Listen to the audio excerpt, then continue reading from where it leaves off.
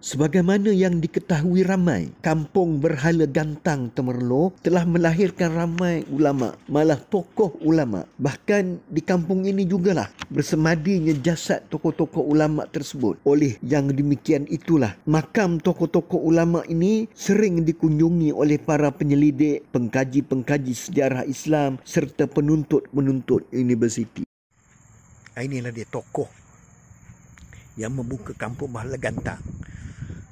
Makam Imam Tok Syahibuddin bin Zainal Abidin 1708 hingga 1810. Pengasas pondok pesantren di kampung Berhala Gantang, pendakwah di Pahang dan di daerah Temerloh, menghasilkan lebih 1000 bait syair keagamaan.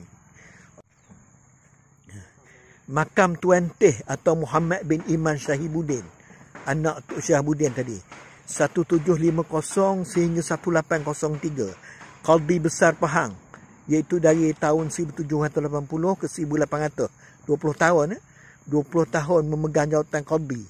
Penulis beberapa kitab agama seperti Raudatul Iman. Ini makam Qadhi Ahmad di Berhala Gantang juga. Qadhi Ahmad ni lah Qadhi daerah Temerloh. Temerloh dulu besar kan, dan ahli jawatan kuasa kelas Al-Quran Pahang. Itu pengarang kitab Tauhid Hidayatul Sibyan. Qadhi Haji Ahmad bin Abdullah Endul 1860 sehingga 1930.